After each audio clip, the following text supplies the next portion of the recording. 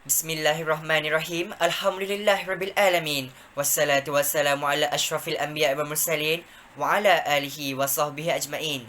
Assalamualaikum warahmatullahi wabarakatuh. Salam sejahtera, salam satu Malaysia, salam Forum Remaja. Ahli panel dan sidang hadirin yang dirahmati Allah. Segala puji-pujian kehadrat Allah Subhanahu Wa Taala kerana dengan limpah kurnia dan izinnya dapat kita bersama-sama bersua dalam forum remaja pada pagi nirmala yang bening lagi ceria ini. Sidang hadirin yang dihormati, sebelum saya memperkenalkan ahli-ahli panel kita yang cantik lagi bergaya pada hari ini, izinkan saya untuk mengupas terlebih dahulu tajuk forum remaja kita pada hari ini. Tajuk forum kita berkisar tema sosial iaitu gejala buli di mana silapnya. Remaja pada hari ini bakal menerajui pucuk pimpinan negara pada masa hadapan dan merupakan aset modal insan negara. Bak kata pepatah, pemuda harapan bangsa, pemudi tiang negara. Berikan saya 10 orang remaja, nescaya akan saya gegarkan dunia ini. Begitulah ungkapan retorik yang pernah dilontarkan oleh bekas Presiden Parti Indonesia, Soekarno, yang menggambarkan betapa gahnya peranan remaja sebagai penentu pembangunan dan kemajuan negara pada masa hadapan. Malangnya, dalam proses arus globalisasi yang pantas bergerak bagai belut di ketil ekor ini, keruntuhan akhlak remaja semakin membimbangkan sejak akhir-akhir ini. Salah satu masalah sosial yang kian merebak dalam kalangan remaja ialah gejala buli. Berdasarkan statistik Kementerian Pendidikan, terdapat lebih daripada 14,000 kes buli di sekolah-sekolah di seluruh negara antara tahun 2012 dan tahun 2015 dan sebahagian besar melibatkan penderaan fizikal. Kes buli yang mendapat liputan seluruh negara melibatkan seorang mahasiswa Universiti Pertahanan Malaysia, Zulfarhan Osman Zulkarnain, meninggal dunia dipercayai akibat didera seolah-olah menjadi bom jangka yang menyedarkan kita dari lena bahawa budaya budi dalam kalangan pelajar merupakan isu yang tidak boleh dipandang enteng sama sekali. Baiklah sidang hadirin, sebelum kita menelusuri lebih mendalam topik perbincangan, molek kiranya kita berkenalan dahulu dengan kedua-dua ahli panel kita pada hari ini. Ahli panel kita yang pertama iaitu Saudari Rabiatul Adawiyah binti Dahari yang kelihatan bersemangat untuk menyampaikan hujahnya pada hari ini. Selamat datang Saudari, apa khabar? Terima kasih saudara pengerusi. Alhamdulillah, saya baik-baik sahaja. Seterusnya, ahli panel kita yang kedua, tak lain tak bukan Saudari Wan Nurul Ain binti Wan Syukri. Walaupun nampak pemalu, namun petah bicaranya. Apa khabar Saudari? Alhamdulillah, saya dalam keadaan yang baik. Saya ingin mengucapkan salam forum untuk semua. Usai salam perkenalan dengan semua ahli panel, kembali kita pada topik forum iaitu gejala buli di mana silapnya.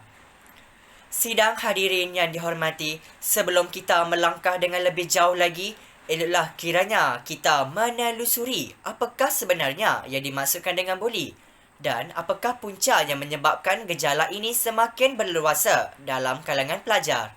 Bagi menjawab persoalan ini, izinkan saya mengajukan soalan pertama kepada ahli panel kita yang pertama, Saudari Rabiatul Adawiyah. Mohon saudari merungkaikan persoalan ini kepada semua. Awal bismillah pembuka bicara. Terima kasih saya ucapkan kepada saudara pengerusi majlis. Assalamualaikum warahmatullahi wabarakatuh dan salam sejahtera saya ucapkan kepada sidang hadirin yang dihormati. Bagi merungkai persoalan yang telah diutarakan, saya menerangkan terlebih dahulu apakah yang dimaksudkan dengan buli. Menurut Nos Azdi Abdullah, buli diibaratkan sebagai satu tingkah laku agresif seseorang pelajar atau sekumpulan pelajar dengan mengganggu mangsa, sama ada dari segi fizikal atau psikologi dalam satu masa yang panjang. Kemudian, Kamus Dewan edisi ketiga telah mendefinisikan buli sebagai satu perbuatan mendera mempermainkan seseorang dengan tujuan untuk kepentingan tersendiri. Selain itu, buli juga bertujuan untuk mempermainkan orang yang lebih lemah dengan menggertak atau menakut-nakutkan mereka. Seterusnya, kita lihat pula bagaimanakah gejala buli ini boleh berlaku. Punca dominan yang mencetuskan fenomena ini ialah remaja tidak mempunyai didikan agama yang teguh dalam diri masing-masing. Kebanyakan remaja pada masa ini mempunyai stigma bahawa ajaran agama sudah ketinggalan zaman dan tidak lagi relevan untuk dipraktikkan pada masa kini. Keadaan ini menjadi lebih parah apabila ibu bapa kini tidak lagi memberi ajaran agama yang sempurna kepada anak mereka. Hal ini terjadi kerana ibu bapa menganggap bahawa ajaran agama tidak penting berbanding dengan pendidikan akademik yang dianggap sebagai tiket kejayaan untuk anak-anak pada masa akan datang. Sikap ini menunjukkan bahawa terdapat ibu bapa yang semakin alpa terhadap tanggungjawab hakiki mereka dalam mendidik, mengasuh dan membesarkan anak-anak. Hal ini kerana anak itu diibaratkan sebagai kain putih dan ibu bapalah yang berhak mencorakkan anak tersebut sama ada untuk menjadi seorang yang baik atau buruk pada masa hadapan. Berlandaskan sikap remaja dan ibu bapa yang tidak mengendahkan ajaran agama, maka tidak hairanlah sekiranya anak-anak tidak mementingkan amalan solat yang telah difardukan kepada setiap Muslim, walaupun solat itu merupakan tiang agama dan dapat mencegah kemungkaran. Bukan itu sahaja, budaya hedonisme dalam kalangan remaja juga semakin membimbangkan. Kebanyakan remaja lebih bertuhankan keseronokan dan hiburan di duniawi semata-mata, seperti melibatkan diri dalam kumpulan-kumpulan yang tidak berfaedah, seperti black metal. Jika situasi ini berlanjutan, sudah pasti keharmonian masyarakat dan negara akan terjejas. Saya petik kata-kata dari seorang cendekiawan iaitu petanda runtuhnya sesuatu bangsa dapat dilihat apabila bangsa itu sangat mencintai hiburan. Keimanan remaja yang senipis kulit bawang menyebabkan kehidupan mereka terumbang-ambing seperti kapal yang tiada nakoda. Tegasnya, didikan agama yang tidak mantap mampu mendorong kepada penularan gejala buli dalam negara ini. Sidang hadirin, demikian tadi penjelasan yang panjang lebar tentang takrif dan punca-punca yang boleh mendorong gejala buli dalam kalangan pelajar yang pada pandangan saya merupakan penjelasan terperinci dan menarik daripada saudari ahli panel pertama kita. Seterusnya, saya mohon penjelasan daripada ahli panel kedua, Wan Nurul Ain, tentang apakah kesan perlakuan buli terhadap mangsa dan apakah tindakan yang sepatutnya diambil oleh mangsa. Bismillahirrahmanirrahim. Assalamualaikum dan salam sejahtera. Terima kasih saudari pengerusi. Antara kesannya ialah mangsa buli akan mengalami kemurungan atau cemas. Selain itu, mereka terpaksa menempuh penderitaan. Berikut antaranya peningkatan perasaan sedih dan keseorangan, perubahan masalah tidur dan makan, hilang minat dalam aktiviti yang sering dilakukan. Isu ini akan berpanjangan sehingga dewasa. Masalah kesihatan dari segi emosi dan psikiatri, keciciran dalam pelajaran kerana kanak-kanak takut ke sekolah untuk mengelakkan daripada dibuli. Kes buli ini sangat popular lah dalam kalangan pelajar, tidak kira pelajar sekolah menengah, rendah ataupun IPT. Baiklah, yang seterusnya. Mangsa buli di sekolah ni di sekolah dan institut pengajian tinggi biasanya menyembunyikan apa yang berlaku kepada mereka daripada pengetahuan ibu bapa, terutamanya guru dan pihak sekolah, kerana takut dipukul oleh pembuli. Pelajar-pelajar lain juga mendiamkan diri.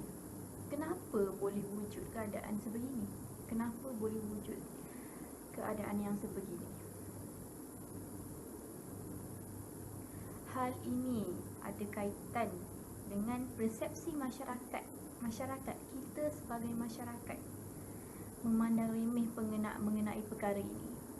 Tanggapan masyarakat ialah buli sebahagian daripada budaya masyarakat tempatan, malahan seluruh dunia. Jadi bagi masyarakat ini, buli hanya sebagai budaya. Setiap orang harus pernah kena buli. Jadi benda tu sangat biasa. Baiklah, kanak-kanak sama ada pembuli mahupun mangsa buli ini, dia cenderung melakukan perbuatan buli seperti isu buli yang berlaku di IPT mahupun bagi orang dewasa, dan kita sering mendengar bahawa isu penderaan kanak-kanak berlaku. Kes-kes penderaan yang menjangkau 5,000 kes setahun merupakan kesan psikologi dan emosi pendera yang dibuli semasa remaja. Jika ahli masyarakat tidak peka terhadap isu buli, maka tidak adalah perbincangan maupun komunikasi antara satu sama lain. Sekiranya perhubungan sedemikian tidak berlaku secara sendiri, kes buli akan tersembunyi tanpa pengetahuan sehingga melibatkan kecederaan atau kematian. Barulah masyarakat sedar isu ini perlu ditangani. Apabila wujud inisiatif ahli masyarakat memainkan peranan masing-masing, maka barulah kanak-kanak mempunyai keyakinan diri untuk melakukan kes buli kepada pihak berkuasa atas kesedaran mereka. Isu buli akan dapat ditangani. Sekian, terima kasih. Kembali semula kepada saudari pengurusi majlis. Terima kasih ahli panel kedua kita. Ya, sidang hadirin yang dihormati dan dirahmati Allah, kita masih lagi berada dalam majlis forum remaja yang ceria dan indah ini.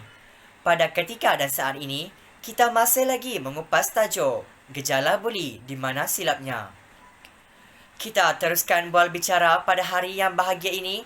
Saya percaya gejala ini jika dapat ditangani dengan baik, sudah pasti gejala ini tidak akan membarah dalam kalangan pelajar. Soalan saya kepada ahli panel pertama, apakah langkah yang boleh diambil dalam usaha untuk menangani gejala ini? Terima kasih sekali lagi kepada saudara pengerusi majlis.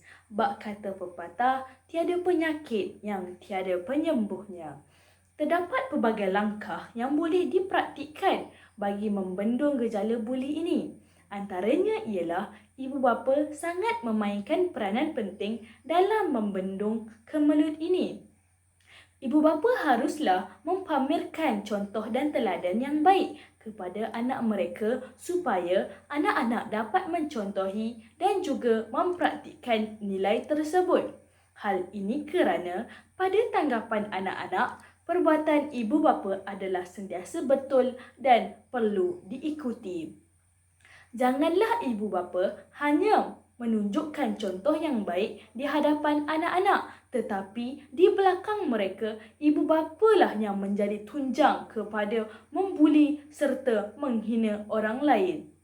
Selain itu, ibu bapa perlulah mengambil perhatian kepada keadaan anak mereka di sekolah dengan memberikan belayan kasih sayang sepenuhnya kepada mereka supaya anak-anak tidak merasa sunyi dan berasa diabaikan.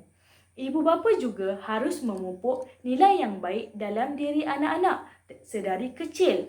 Bak kata pepatah, melentur buluh biarlah dari rebungnya, agar anak-anak sudah terbiasa dengan amalan yang baik dan akan terus mempraktikkannya sehingga dewasa. Itu sahaja jawapan daripada saya. Kembali semula kepada pengerusi majlis. Terima kasih saudari Rabiatul Adawiyah. Ahli panel kedua pastinya mempunyai buah fikiran yang tidak kurang hebatnya. Silakan saudari. Terima kasih saudara pengerusi majlis, ahli panel dan sidang hadirin yang dihormati sekalian. Pihak kerajaan juga harus memainkan peranan dalam membendung gejala ini. KPM, Kementerian Pelajaran Malaysia dan juga pihak sekolah harus menitikberatkan isu kes buli ini dalam pelajaran di sekolah dengan melalui mata pelajaran tertentu, antaranya pendidikan moral, pendidikan Islam, pendidikan sivik dan sebagainya. Melalui pendidikan ini, para pelajar dapat kesedaran dan mempelajari kebaikan serta menjauhi gejala kurang baik. Kerajaan juga perlu bergabung dengan agensi-agensi tertentu untuk mengadakan kempen kesedaran dan ceramah kesedaran tentang gejala membuli. Melalui cara ini, remaja dapat mempelajari kesan sampingan yang diperoleh daripada melakukan gejala membuli dan berupaya untuk tidak melakukan perbuatan ini terhadap orang lain pada masa yang akan datang. Contohnya, kempen anti-buli yang dijalankan di Pekan Marang telah mendapat sambutan menggalakkan dan lebih kurang 70% kes membuli dapat dikurangkan sekitar kawasan tersebut setelah kempen tersebut dijalankan. Sekian, terima kasih. Terima kasih saudari Wan Nurul Ain atas penjelasan itu tadi. Demikian perbincangan daripada semua ahli panel kita tentang gejala buli dalam kalangan pelajar di negara kita. Menuding jari, menyalahkan satu-satu pihak memanglah mudah. Tetapi, menyelesaikan gejala ini bukanlah semudah kita berbicara. Oleh itu, banyak langkah yang dapat diimplementasikan agar pelajar dapat belajar dalam suasana yang kondusif dan harmoni. Kita tidak seharusnya mengharapkan usaha pihak berautoriti sahaja, tetapi perlu bergandeng bahu, ibarat ke bukit sama didaki, ke lurah sama diteruni. Dengan berkat daya usaha yang gigih, insya-Allah kita dapat melahirkan generasi muda yang dapat menjulang nama negara dan mengangkat martabat bangsa di pesada dunia agar duduk sama rendah dan berdiri sama tinggi dengan negara-negara maju yang lain. Sidang hadirin yang dihormati, saya mewakili semua ahli panel mengucapkan setinggi-tinggi terima kasih kepada semua hadirin yang sudi mendengar forum remaja ini. Lantaran keterbatasan waktu, saya mohon mengakhiri bicara ini. Mohon mengundur diri. Sekian, wabillahi taufiq wal hidayah. Wassalamualaikum warahmatullahi wabarakatuh. Salam sejahtera, salam satu Malaysia.